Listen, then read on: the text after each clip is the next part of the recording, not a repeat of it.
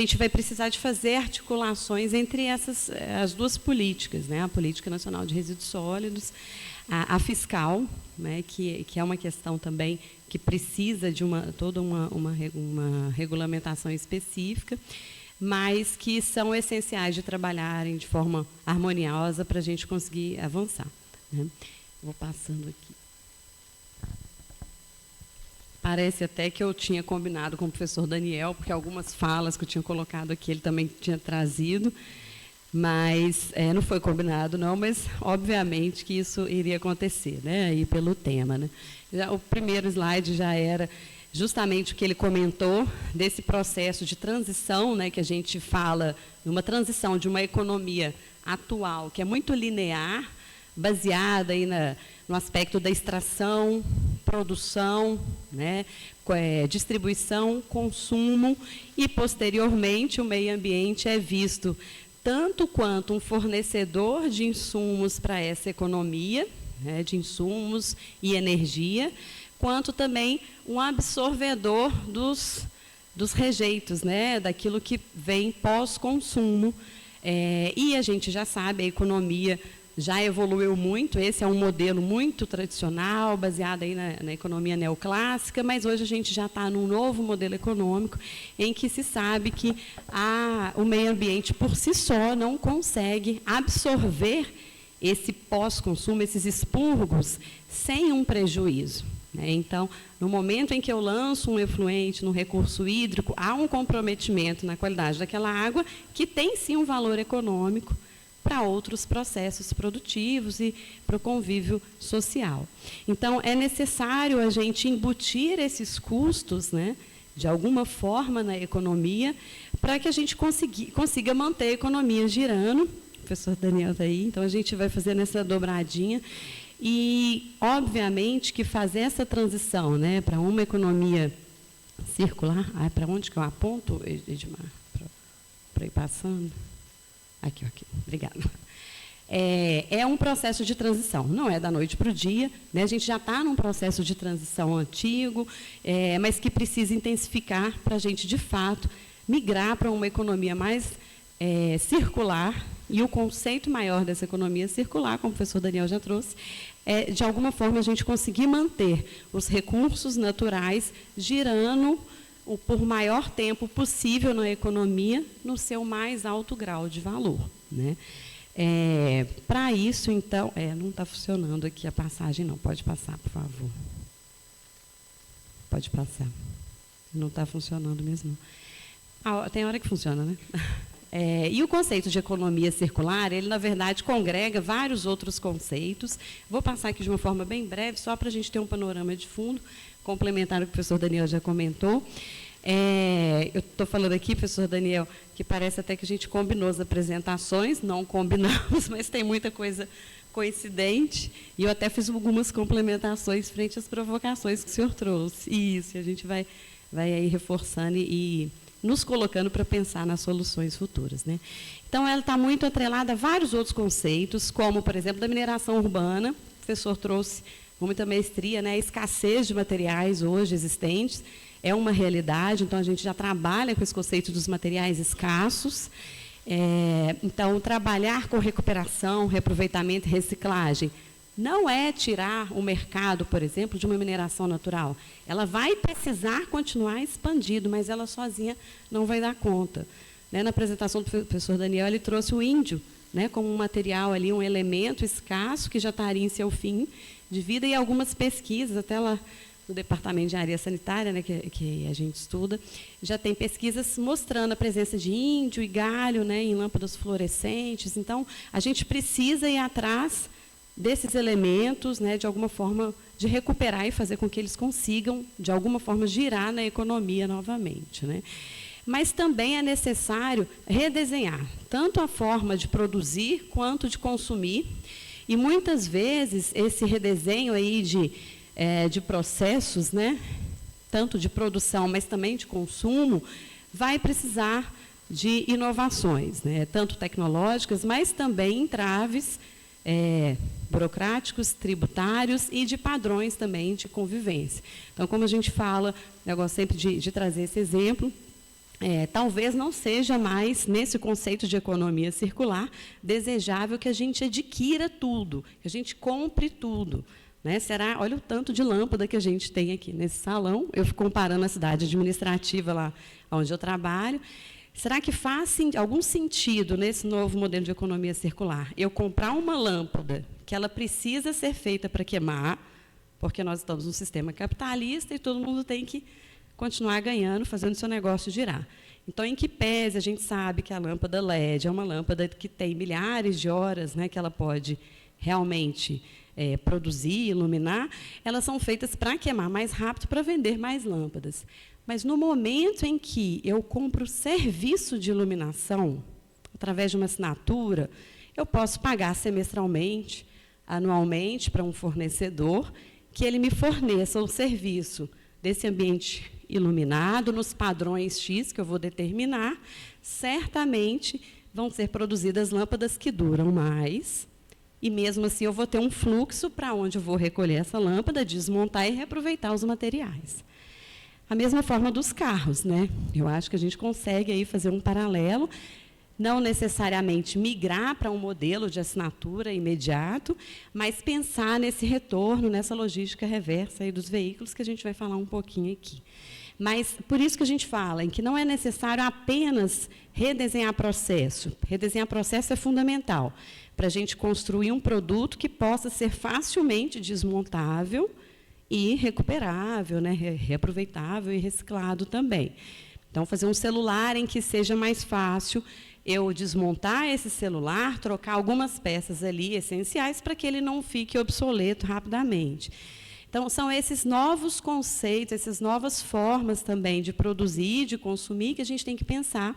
E não é, obviamente, do dia para a noite. Né? A gente precisa muito, né, o que foi falado aqui pela Virgínia, nessa transição para uma economia circular, um dos pontos mais falados é a necessidade da gente fazer essa conexão entre atores, que é o papel que a ICME está fazendo aqui. Né? Depois dos entraves tecnológicos, a conexão entre os atores é o segundo tópico ali, de mais alto grau de valor, para a gente fazer essa transição para uma economia mais circular, para a gente ganhar escalas, né, e dar soluções mais robustas, de fato. Eu incluí a questão da poluição plástica, que o professor Daniel trouxe. Então, nós estamos agora num momento crucial. A ONU, no ano passado, né, assinou uma resolução dando um prazo até final do ano que vem, até 2024, para que a ONU edite um instrumento juridicamente vinculante. Então, não vai ser de adesão voluntária, ele vai ser juridicamente vinculante para os países membros da ONU, para trazer diretrizes, né, trazendo diretrizes e metas de combate à poluição plástica, porque, de fato, já se percebeu que a gente ultrapassou todos os limites imagináveis. Não é banir o plástico, tá? É repensar esse plástico. Nós temos vários plásticos que têm realmente um desempenho muito precário, então esses plásticos poderiam ser substituídos e outros mais robustos e fundamentais vão continuar sendo existentes aí, de forma a que eles possam ser reintroduzidos, né? Ter uma circularidade maior e ter menos elementos de impacto também no meio ambiente. Então, esse ano, né, mês passado, teve uma segunda rodada de reuniões lá em Paris, né, então acho que isso estava muito na mídia, para se avançar num rascunho para até, né, um draft para até o final do ano que vem ser assinado, trazendo essas metas aí vinculantes. E aí todos aqueles que colocam produtos no mercado com plástico deverão seguir. Né? Como a gente viu, em peso, acho que o plástico representa cerca de 9%, né, em massa, ali para cada tonelada de veículo, então também é um impacto aí para esse setor, né, certamente. Bom, eu só vou pontuar aqui que a nossa Política Nacional de Resíduos Sólidos ela já traz vários elementos que estão muito alinhados a esse conceito aí de essa transição para uma economia mais circular. Falta agora a gente colocá-los em prática. Né? A gente já tem uma legislação muito robusta, mas a gente precisa ainda fazer rodar vários desses aspectos. Né? Ela já elenca o resíduo sólido como um bem de valor econômico. A logística reversa também foi instituída como um dos instrumentos aí da Política Nacional de Resíduos, e ela responde aos anseios, e acho que é o tema desse seminário aqui, que é pensar esse pós-consumo, né, pós-fim de vida útil desse veículo. Entretanto, eu vou comentar mais à frente, vocês vão ver, né, que o veículo não está elencado ali como um dos resíduos, né, um dos produtos prioritários para a logística reversa, mas há a possibilidade de extensão para outras cadeias, e já é muito notória a necessidade da gente avançar para essa cadeia também, né. O incentivo à indústria da reciclagem, né, já é também um dos pontos aqui trazidos, porque a gente sabe que nós temos um déficit muito grande, uma deficiência grande no parque industrial da reciclagem, especialmente, né, em algumas regiões do país. Em Minas Gerais temos problemas também com o nosso parque tecnológico da reciclagem, e expandir esse parque tecnológico é fomentar a economia. Eu vou trazer alguns dados aqui também que a gente consegue identificar isso. Então, por exemplo, a gente tem dificuldade de reciclar vários materiais aqui em Minas, então a gente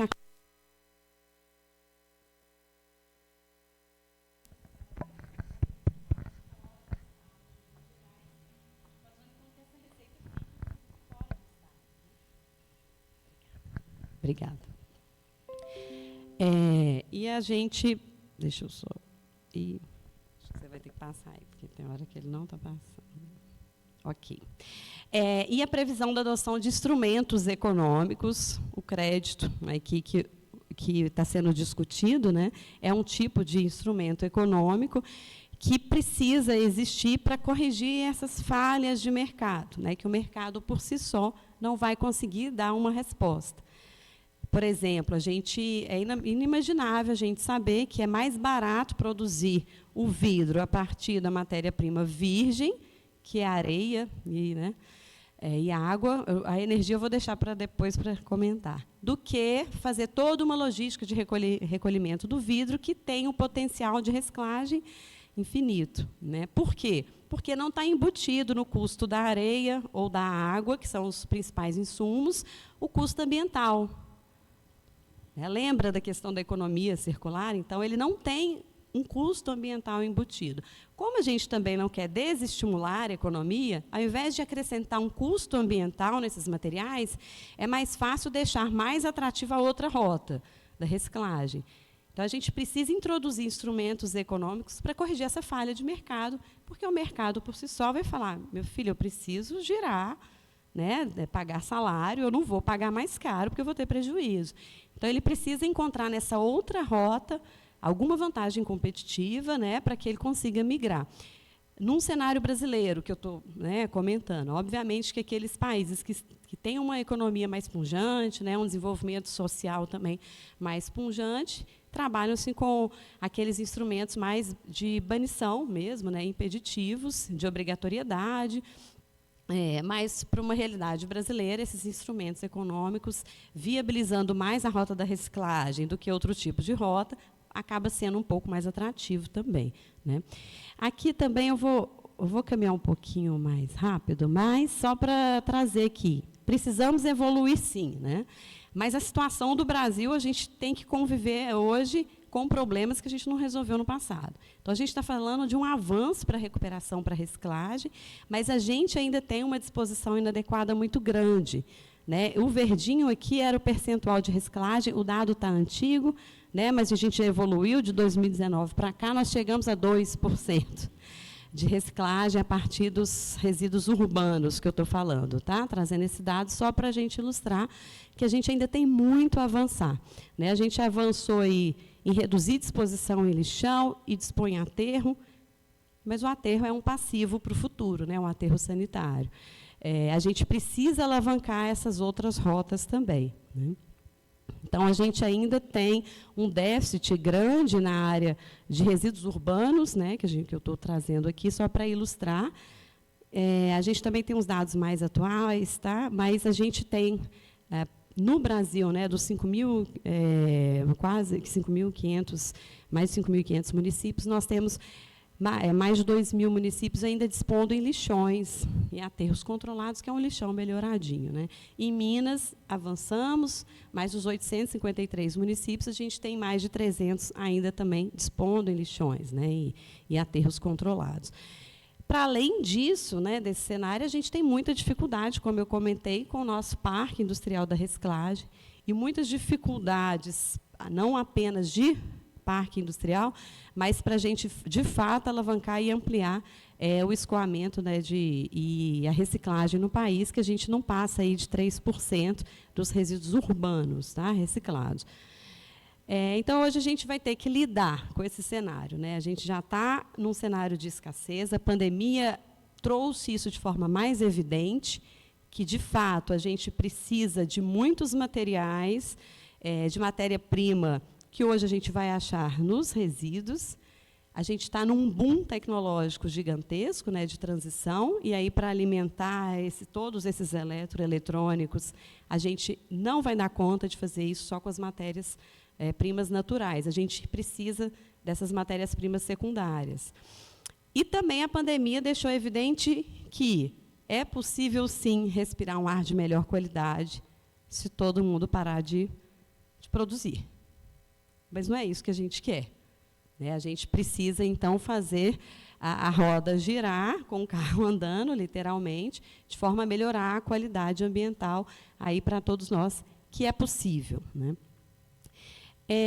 Bom, aqui era só para ilustrar que a gente tem, né, vários desafios, uma quantidade de resíduos muito grande a cada dia, mas uma variabilidade enorme de resíduos.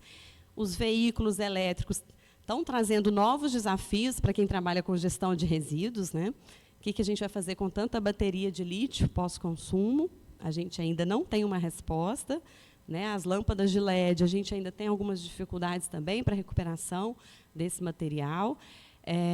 Então, a gente tem que se preparar para todos esses novos produtos que são introduzidos a cada dia no mercado, além da quantidade. Mas a gente ainda está convivendo com o lixão. Então, vamos tentar resolver esse problema com o pé no chão para a realidade brasileira, que realmente, o Brasil não é para amador, né? A gente precisa de resolver para casas que a gente ainda não resolveu no passado, né? Bom, então, essa necessidade da gente viabilizar uma ampliação desse parque industrial da reciclagem, para que, no momento em que a gente tenha um cenário mais favorável, né, para essa logística reversa acontecer, isso também é fundamental, porque a tributação é um outro gargalo, né? A gente tem já algumas cadeias de logística reversa trabalhando, né, relativamente bem, mas não é mais concebível a gente falar em tributar, por exemplo, vou falar do eletroeletrônico, que é um caso que a gente conseguiu recente, né?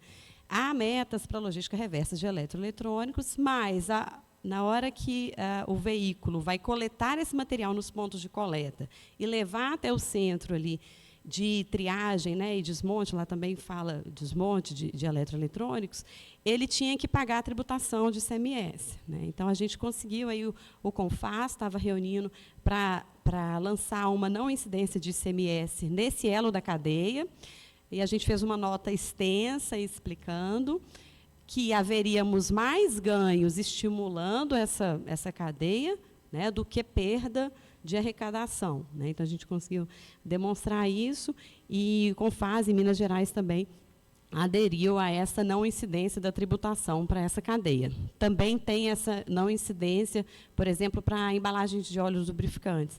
Então, a gente tem que ir avançando também com esses aspectos que são gargalos, né? Isso eu já tinha comentado, né? Bom. Além de todos esses novos redesenhos de processo, né, a gente também está falando de novos negócios que podem estar atrelados aí, né, ao avanço aí desse setor, trazendo um impacto muito positivo aí sobre a economia. E mais adiante vou trazer alguns dados também sobre isso, tá? Aqui só para comentar, né, que, por exemplo, a gente tem a cadeia tanto de eletroeletrônicos, alguns tipos de eletroeletrônicos, como o próprio veículo, né, que é o objeto que agora o professor comentou, da possibilidade bem interessante de recuperação de alguns materiais de interesse, né, que têm alto valor agregado pela sua escassez, né, como o ouro, o vanádio, o cobre, né, o antimônio, né, que tem alguns elementos também, mas a gente tem que, de fato, fazer isso parar de pé. Então, aqui eu trago um pouquinho do conceito de logística reversa, que, no nosso entendimento, quanto órgão ambiental, né, é o instrumento que abarca essa questão da reciclagem de veículo em fim de vida.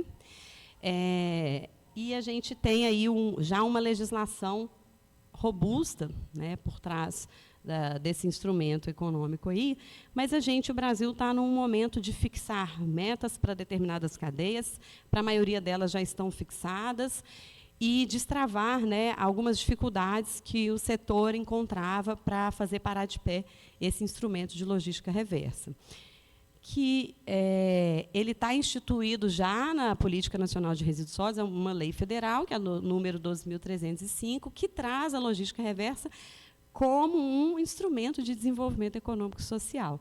Então, muita gente esquece desse conceito maior, porque, de fato, traz benefícios positivos, né? Mesmo para cadeias, por exemplo, como medicamentos pós-consumo, que está sujeito à logística reversa, já tem norma, ainda assim, eu não vou reaproveitar um medicamento, né? Tem que ser encaminhado aí para tratamento mesmo, de incineração ou coprocessamento. Mas, ainda assim, eu estou evitando de poluir, né, outras áreas que eu poderia, enquanto fabricante, ser acionado para poder recuperar. Então, há sempre aí um ganho econômico também. Então, esse conceito da logística reversa, ele foi colocado como um conjunto de ações e procedimentos que são quem é responsável por implementar a logística reversa. Vou trazer no seguinte slide, mas são os fabricantes, distribuidores, comerciantes, né, ou importadores e comerciantes daqueles determinados produtos que são colocados no mercado. Então, todos esses atores têm que se articular para receber esse material, restituir, né, para o próprio ciclo de vida, ou para outro ciclo de vida, ou para uma destinação ambientalmente adequada. Então, a prioridade é a reintrodução no seu ciclo de vida do produto, em outro ciclo, não havendo essas possibilidades, um tratamento ambientalmente adequado, né, como eu citei medicamentos, por exemplo. E a responsabilidade, quem deve arcar com esses custos que o professor Daniel trouxe aqui, a questão dos créditos, acho que a gente pode, talvez, repensar esse modelo no conceito da logística reversa, mas são os fabricantes e importadores de determinado produto, os distribuidores e os comerciantes. Cada um deles tem um rol de responsabilidades. Eles precisam, de forma independente do serviço público de limpeza. Então, a gente vê até uma distorção maluca em Belo Horizonte. A gente tem uma legislação municipal em que passou, inclusive, a competência para a SLU, Superintendência de Limpeza Urbana. Olha que distorção da lei federal. A obrigação da SLU recolher esses veículos de fim de vida que ficam nas ruas, e ela tem que arcar com o dinheiro do cidadão que não tem um veículo, a destinação ambientalmente adequada desse veículo. Então, a gente precisa corrigir essas falhas que existem, né, aí. Mas por que existiu essa legislação? Porque a gente ainda não tem logística reversa para essa cadeia de produto. E, querendo ou não, meu amigo, o carro vai ficar onde aquelas fotos que o professor Daniel falou. Ou é na rua, ou é num córrego, ou é numa mata abandonada, fechada. A gente já foi chamado para chegar em alguns locais que tinham vários veículos abandonados ali, né, vazando óleo, poluindo, contaminando. Então, de fato, vai cair no colo de alguém, né? Então, é necessário a gente fazer com que essa responsabilidade compartilhada fique de pé para que a gente dê uma solução, né, nos termos da legislação, inclusive. Mas, como eu disse, a legislação ela elencou os resíduos que seriam, quer dizer, os produtos, né, que seriam em embalagens sujeitos à logística reversa como prioritários, mas deixou uma previsão que a logística reversa poderia e deveria ser estendidas a outras cadeias de produto que o órgão ambiental identificasse sobre a necessidade, tendo em vista risco ao meio ambiente e à saúde pública, né? Então, ele listou, né, a gente já tem aí para essas cadeias de resíduos eletroeletrônicos, óleos lubrificantes e suas embalagens, que são duas rotas, né, bem distintas, lâmpadas, Mas, quando saiu, inclusive, a legislação, né, não tinha a realidade da lâmpada de LED no mercado. Então, hoje, é uma falha também na política nacional, porque a gente não tem a lâmpada de LED incluída nesse rol, e hoje a maior parte das lâmpadas que são comercializadas e usadas já são de LED. Né? Embalagem de agrotóxicos, né, que o Brasil tem aí um caso de muito sucesso, realmente é o caso aí mundial mais interessante de recuperação das embalagens de agrotóxicos, né, no mundo, pilhas e baterias, medicamentos, pneus e embalagem geral. E aí eu ressalto aqui que, para medicamento de uso humano, né, vencido em desuso, e embalagem geral, a legislação também não tinha colocado explicitamente. Mas o órgão ambiental, naquela ocasião, né, o governo federal, através do Ministério do Meio Ambiente e IBAMA, né, soltaram um relatório elencando os problemas e a viabilidade de estender para essas cadeias, e assim foi feito também. Tá? Hoje, o panorama que a gente tem, vou deixar aqui também só a título de ilustração, o que a gente tem vigente de logística reversa em âmbito estadual e nacional, e para dizer que tem muita coisa sendo feita. Tem muita coisa sendo feita para várias cadeias de produto. Né? Nós tivemos também a tentativa inicial, né? Não estou trazendo toda a questão aqui da logística reversa, mas a legislação sempre comentou, né? Em sendo possível, a intenção é firmar acordos setoriais ou termos de compromisso para tentar chegar num consenso, e, não sendo possível, partir para um regulamento. Né? O Brasil e Minas Gerais, nós tentamos avançar muito via termos de compromisso e acordo setorial, mas não foi possível para vários resíduos, e os regulamentos realmente foram necessários e estão saindo. Mas também dizer que a logística reversa não é tão nova no Brasil. Né? A gente já tem, desde a década de 80, mesmo antes da política nacional, algumas cadeias de produção que já estavam sujeitas à logística reversa, só que não tinha o nome logística reversa. Né? Mas já existiam obrigações que vigoravam mesmo antes, através de ou resoluções do CONAMA, leis e decretos, né? Como acontecia aí para agrotóxicos, né? Embalagem de agrotóxicos, óleos lubrificantes, pilhas e baterias e pneus inservíveis também. E eu coloquei aqui, ali de forma bem improvisada, que não era bem o público, mas eu não resisti a trazer a questão dos créditos de logística reversa. Então, nós já temos uma regulamentação nacional sobre os créditos de logística, né, o certificado de crédito de logística reversa. Ele não delimita, ele delimita que ele pode ser utilizado para os resíduos elencados na política nacional. Então, é necessário, por exemplo, né, o que a gente precisa hoje é expandir a logística reversa para os veículos em fim de vida, e trazer aí as metas e as condições de operação para esse setor.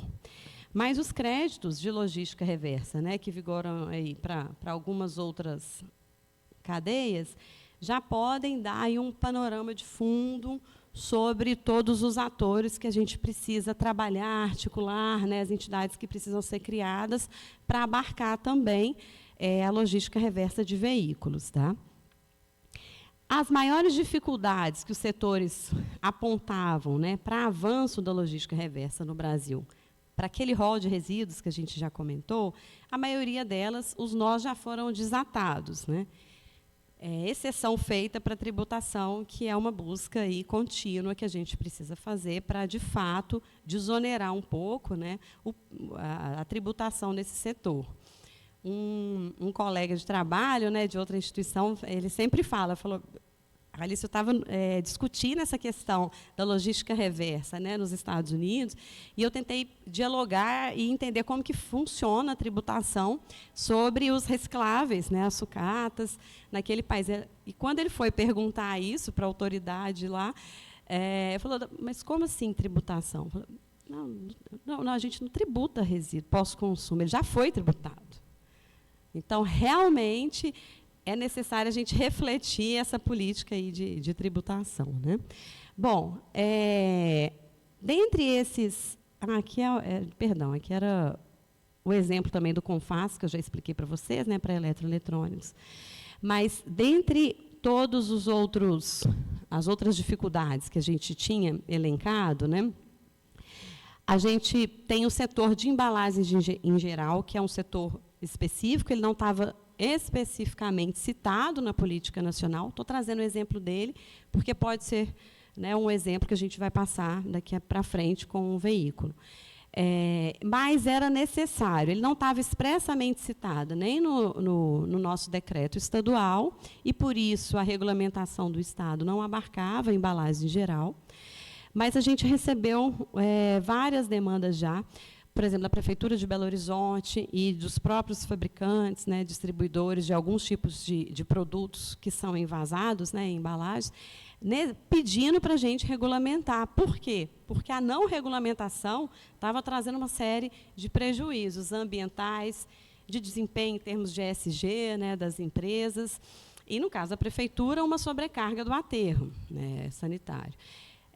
Que era, no caso, para embalagem de vidro, era um caso bem específico e era uma quantidade alarmante. Bom, então, nesse caso, a gente já tem uma previsão no Estado, colocada num decreto estadual que regulamentou a política estadual de resíduos sólidos, é o decreto 45181, em que fala, né, que a FEAM e o Copan podem estender para outros produtos, né, outras cadeias que o Conselho vier a indicar. E a gente está nesse momento agora. Era essa tela que eu queria mostrar antes, quando eu falei das dificuldades do setor. Tá? Só para trazer um exemplo aqui, eu pus na ordem errada. Eu fui fazendo esse ajuste ali, rapidinho, que seria vários pontos que eram dificuldades para a logística reversa parar de pé, aqui em Minas. A gente está trazendo uma proposta de regulamentação que vai ser submetida ao Copan, espero, né, que agora em julho, ou no máximo em agosto, para discutir, trazendo os encaminhamentos para vários pontos. Né. Então, hoje em dia, no Brasil, né, já existem várias entidades gestoras que fazem esse papel de contabilizar, como o professor Daniel comentou, falou, olha, quais são esses números, né, de fim de vida? O que você coloca no mercado, o que retira? Então, são essas entidades gestoras de logística reversa que foram criadas aí especificamente para algumas cadeias de resíduos que fazem a operacionalização desses dados e informações. Então, os fabricantes e importadores relatam para elas, né, num sistema confidencial, obviamente, em que tem ali mantida a confidencialidade por conta da questão de mercado, num sistema black box, né, que eles falam de caixa preta. Olha, coloquei no mercado, em 2022, tantas toneladas de lâmpadas. Então, eu tenho a obrigação de comprovar a destinação de um percentual X que foi colocado como meta para mim pela regulamentação.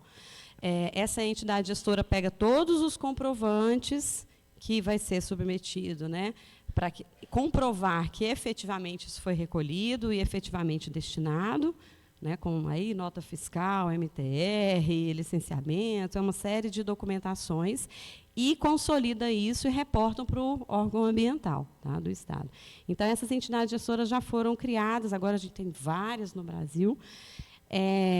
A necessidade de ter regulamentação para ter um tratamento isonômico para todos que estão no mercado, para a gente não criar uma concorrência desleal.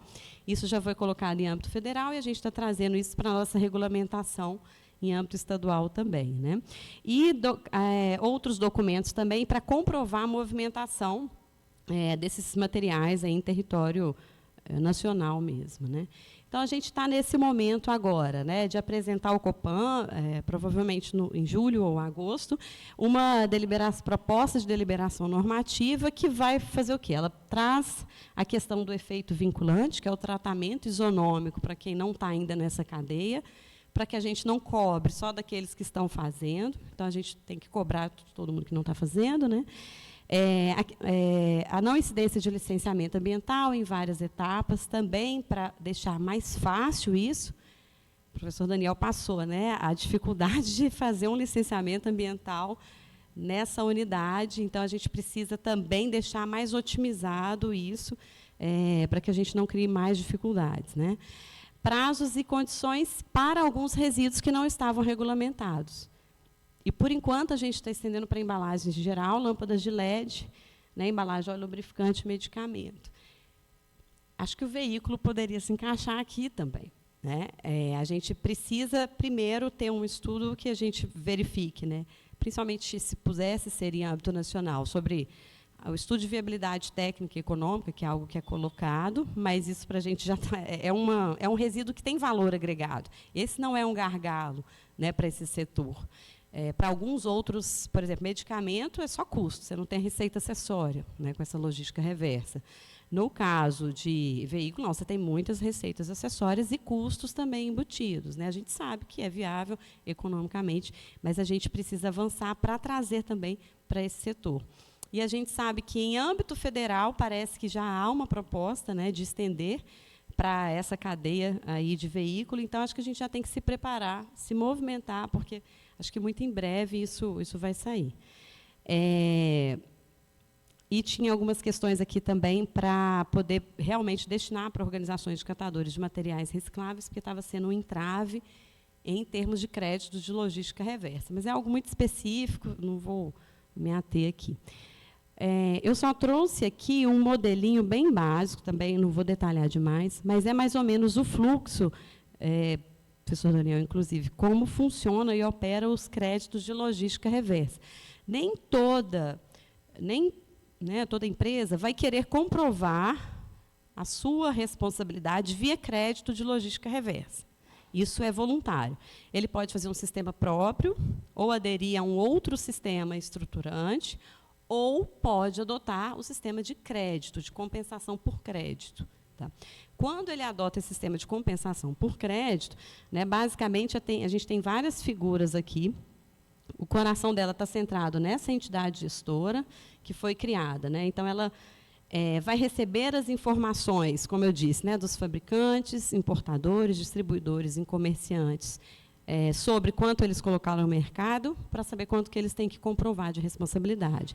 Essas entidades gestoras, então, elas adquirem notas fiscais, né, MTR, que é o Manifesto de Transporte de Resíduos, e outras documentações que são emitidas por esses operadores logísticos, vamos dizer assim. A entidade gestora, então, ela que emite o crédito, mas para a emissão desse crédito, baseada nas notas fiscais e MTRs, né, em termos de tonelada, antes ela precisa validar cada uma dessas notas fiscais num verificador independente, num verificador de resultados, né. Hoje, no Brasil, a gente tem a central de custódia, que foi criada, como se fosse um verificador independente de cartão de crédito. Parece que é algo similar, em que pese eu não conheço, mas me falam que é a mesma função. E aí ele faz um cross-check para verificar se essa nota fiscal está colidindo com outra nota fiscal, então faz um ajuste de contas ali, e para verificar a qualidade também dessas notas, né? E aí ele dá um ok para a entidade gestora sobre cada uma dessa entidade, cada um desses créditos, né? Dessas notas fiscais. Também é necessário uma auditoria externa para auditar todo esse processo. Mediante disso, faz a emissão do crédito. Quem tem que comprovar a responsabilidade adquire o crédito, reporta tudo para Aqui existia o GAP, que é o Grupo de Acompanhamento e Performance, mas agora, recentemente, esse ano, foi eliminada essa figura, não é mais tão necessária para várias cadeias. Aquelas cadeias que já têm, continuam tendo.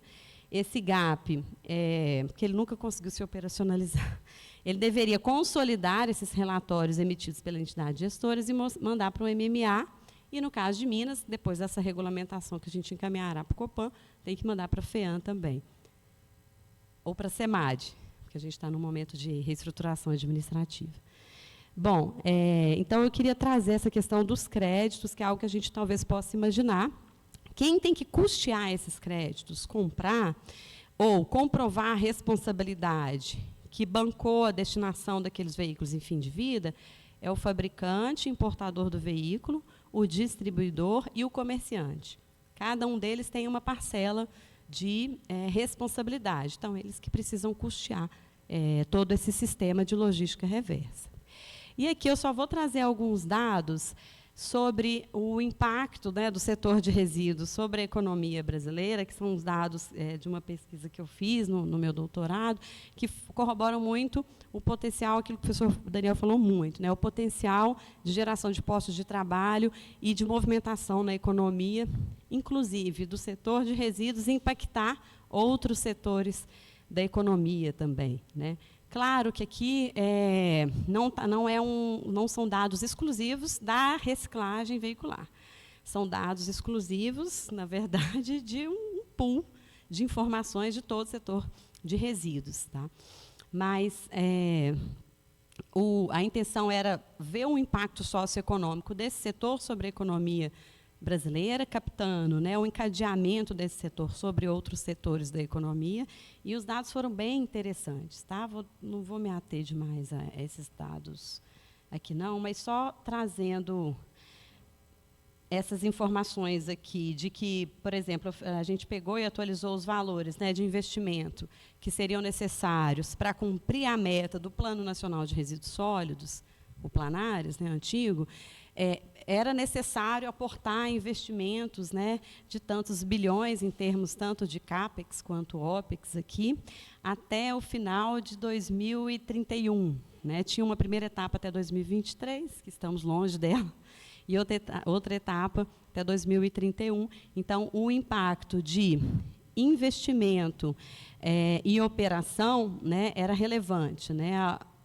De 11,13 bi em investimento e em operação 17 bi nessa primeira fase. Na segunda fase, né, a operação seria, obviamente, maior, porque os maiores investimentos já foram feitos, mas é um investimento muito relevante aí na economia. E qual seria o impacto desse investimento na economia? Então, considerando aqueles valores, o que isso iria refletir para a economia brasileira? Então, eu fui abrir os dados oficiais, né, e, obviamente, quem está na área de resíduos sabe que é um setor de reciclagem, né, extremamente informal. O grau de informalidade nesse setor é absurdo, é enorme. Não é só no Brasil, no mundo inteiro, né, obviamente, porque, geralmente, as pessoas veem no resíduo uma última fonte de renda no momento em que está fora do mercado de trabalho. Então, isso é natural desse setor de resíduos. Então, fazendo essa ressalva, sabendo que os dados que eu vou apresentar aqui são extremamente subestimados, porque os dados oficiais não vão conseguir captar o setor informal. Né? Eu peguei os dados oficiais da RAIS, né, e os dados oficiais das entidades representativas. Né? Então, a gente viu que há um descompasso. Né? Tive que desagregar o setor de resíduos do de água e esgoto para poder chegar nesse valor. E a gente viu que o setor de resíduos, por exemplo, em que pese os recursos, as despesas totais fiquem mais na água e esgoto, resíduo sólido, aqui não é só o resíduo sólido urbano, não. Estão embutidos também os outros resíduos, né, porque os dados oficiais, né, do IBGE, em termos de economia, eles estão todos agregados. Então, todo o resíduo de sucata metálica, todas essas operações estão nesses dados aqui também. Mesmo assim, ele tem um valor de despesa oficial menor do que o de água e esgoto, por exemplo. Mas, em termos de postos de trabalho, é exatamente o contrário. A gente conferiu muito esse valor, mas era exatamente o contrário. Gera mais postos de trabalho do que o de água e esgoto, por exemplo. Né? Mas, em termos de remuneração, aí é mais crítico. É um setor que tem uma remuneração muito baixa comparado a outros setores da economia, que eu vou comparar, mas também comparando ao próprio setor aqui de água e esgoto, né, que integra o saneamento. E aí, qual foi o que a gente encontrou? Né? Qual é o peso aí do PIB, do setor de resíduos, sobre a economia como um todo? E aí eu até destaquei e comparo aqui com os senhores com o setor de extração de minério de ferro. A gente está em Minas Gerais, né? É um setor muito importante para a nossa economia, para a gente ver que não é tão pequeno assim. O setor de resíduos, considerando toda a informalidade, a gente sabe que uma boa parte não declara, não paga impostos, né, não tem vinculação de trabalho efetiva. Ele representa 0,3% do PIB nacional, enquanto o de minério de ferro 0,5%. Então, não é um setor desprezível. Né? Ele já tem uma relevância em que pese todas essas mazelas e necessidades de avanço que a gente sabe que tem.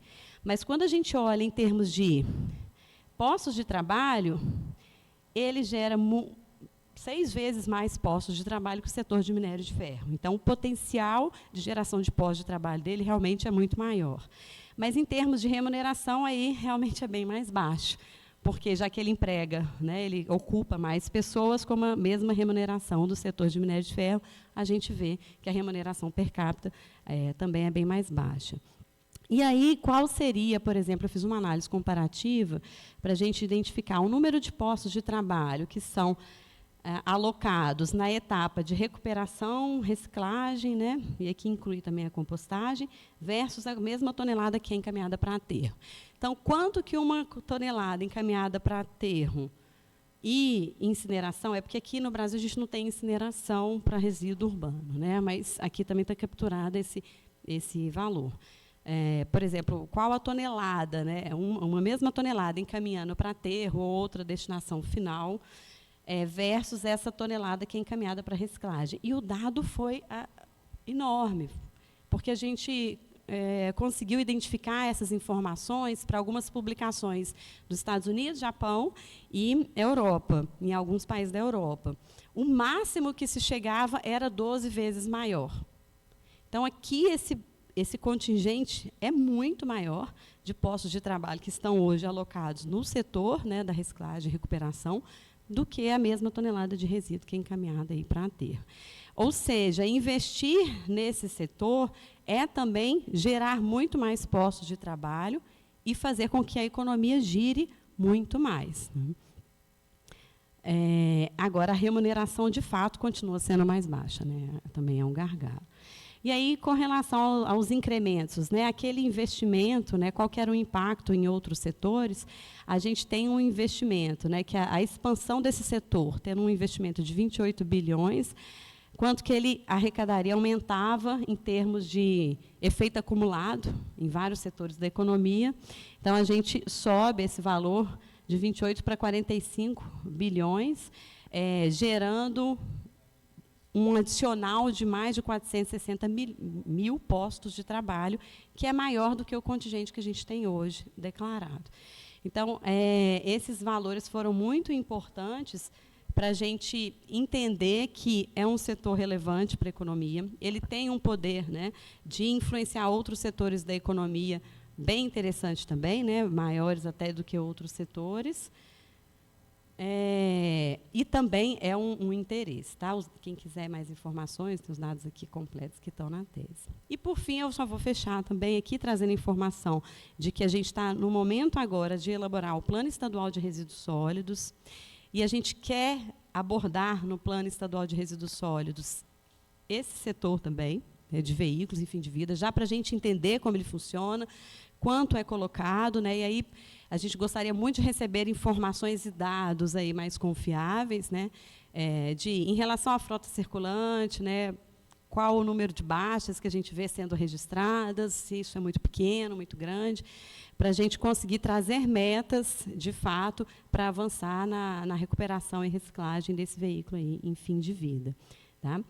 Já existe, foi publicado, né, ano passado, o Plano Nacional de Resíduos Sólidos, mas ele não abarcou esse resíduo especificamente, o veículo em fim de vida, mas a gente sabe que, mesmo em âmbito nacional, já foi formulada aí a preocupação com esse setor. Tá?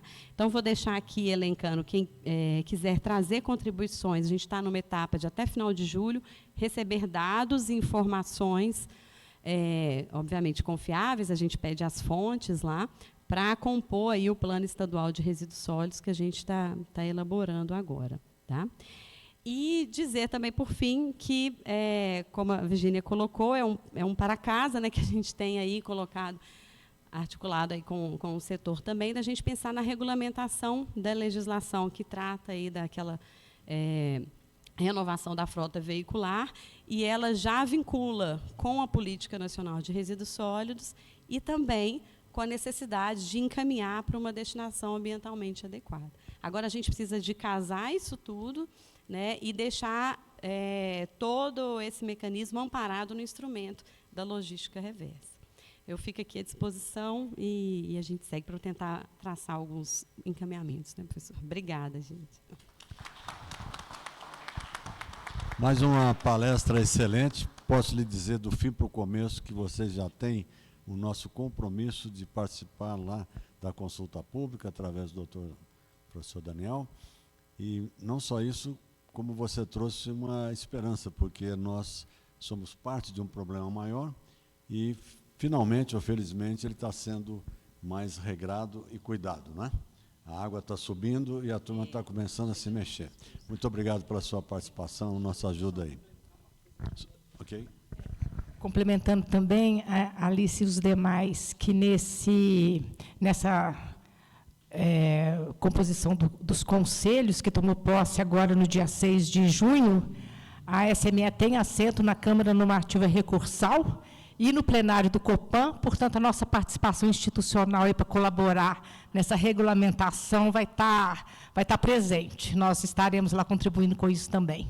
Isso. Excelente, colocou uma contraporca, né, no lugar certo. Esse negócio vai ficar firme. Bom, eu tenho uma informação relativa ao almoço. Nós vamos manter o horário da 13h30 para retorno. Bastante confortável. Eu tenho a opção de... Vou lhe atender já em seguida, antes de terminar. Um almoço aqui, muito fácil, 1,5 quarteirão abaixo, chama-se Bar da Esquina. Nós estamos na rua Timbiras, é só descer a rua na segunda esquina do lado direito.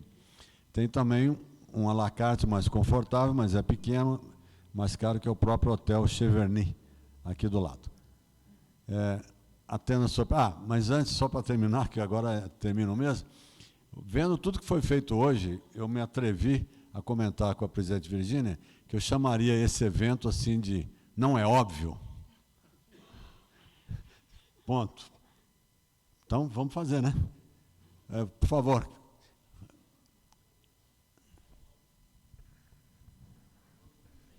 Não ainda. Não está ainda. Agora vai. Obrigado, Alice, pelas informações, parabéns pelo evento. Meu nome é Daniel Borges, eu sou da Porto Seguro Renova Ecopeças, eu estou mais do lado dos centros de desmontagem veicular. Eu tenho uma pergunta para fazer. Uma das grandes dificuldades nossas, um dos grandes desafios, né, na circularidade, é importante, acho que a gente separar esse assunto entre economia circular automotiva, que é quando a gente desmonta o veículo, comercializa a peça, e a reciclagem veicular. Um dos grandes desafios nossos é que um dos canais, o meu canal principal, o meu único canal de aquisição de veículo para desmontagem, ele vem da própria seguradora, da própria Porto Seguro e das outras seguradoras. Uma parte pequena desses veículos, dessa frota nacional, ela é segurada. A gente está ali num percentual aproximadamente de 30%. Os outros 70%, eles estão rodando sem seguro, logo, esses veículos no final do ciclo de vida, invariavelmente, como no Brasil a gente tem o veículo como propriedade tributável, né? Nós somos um dos únicos países que a gente tem que pagar imposto sobre a propriedade do veículo, muitos desses veículos no final do ciclo de vida, eles vão parar em pátios que estão em nível estadual, municipal, federal, né? Então, dentro desse contexto de logística reversa, circularidade e reciclagem, como você vê, Alice, a vontade do poder público em abrir mão, muitas vezes, desses veículos que estão nesses pátios, que tendem só a crescer, uma vez que, né, em grande parte desses veículos em final de ciclo de vida que estão nesses pátios, o valor do imposto que está sobre esse veículo, que muitas vezes está lá há décadas, né, envelhecendo, contaminando o solo, etc., qual é a vontade, como você vê a vontade do Estado, no geral, do poder público, em abrir mão desses veículos para a circularidade, uma vez que, na maioria das vezes, o que esse veículo deve de imposto, ele supera muitas vezes o valor de mercado desse veículo. Obrigado. Perdão o seu nome mesmo? Daniel. Daniel. Xará, né? Ótima pergunta, Daniel. A gente está conversando, foi uma feliz coincidência, né? A gente está tentando fazer essa discussão com a CEPLAG no âmbito de compras sustentáveis e desfazimento de patrimônios do governo, né? Não é exatamente isso, mas acho que tem muito a ver. Então, a gente já encontra dificuldades, para você ter uma ideia, né? Dentro da regulamentação. Então, nós temos patrimônios, a própria FEAM tem carros e veículos que ela quer fazer leilão. E eu arrepiei de cima e embaixo, obviamente, né, com essa ideia, assim como a gente tem equipamentos eletroeletrônicos, são patrimoniados e a diretriz é o leilão para desfazimento desse bem.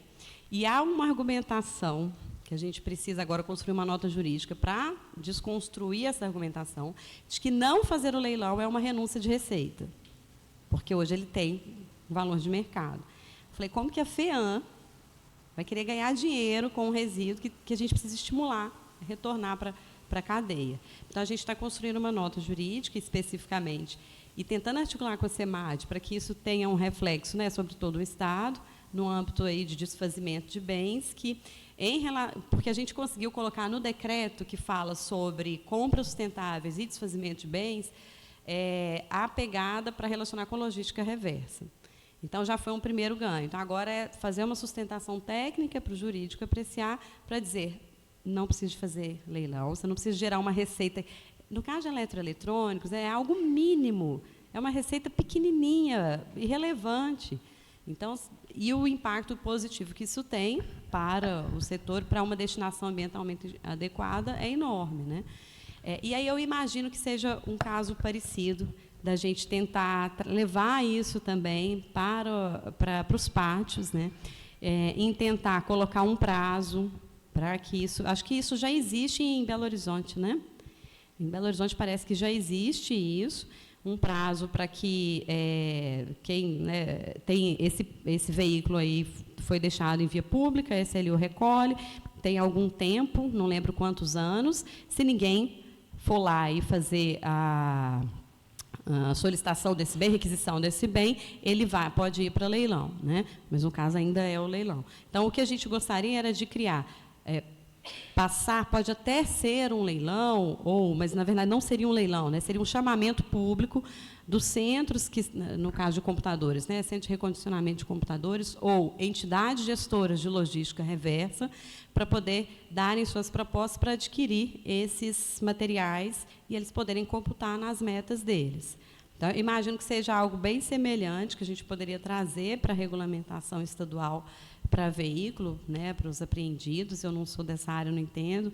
O colega da Polícia Civil talvez possa também complementar, para a gente deixar isso bem claro, né? Falou, em tanto tempo, se ninguém... Acho que já existe algo nesse sentido, né? Mas a gente precisa de avançar um pouco. E a gente sabe que o leilão, puro e simples, ele é algo que vai contra toda a logística reversa. Então, a gente precisa, na verdade, credenciar aquelas entidades gestoras ou aqueles centros de reciclagem que atendam a requisitos ambientais, né, e de regularização ambiental para adquirirem esse material, para poder, sem comprar. Ele vai se cadastrar e ele vai receber esse material e vai poder computar ali nas suas metas, né? É isso que a gente pensa, Daniel, e aí acho que a gente pode tentar fazer um esforço para trabalhar uma regulamentação nesse sentido, né? Porque há incoerências na legislação do próprio governo, então a gente precisa de corrigir essas discrepâncias aí. Obrigada. Obrigado, Alice. Parabéns. Então, voltamos a 1h30, ok? Muito obrigado.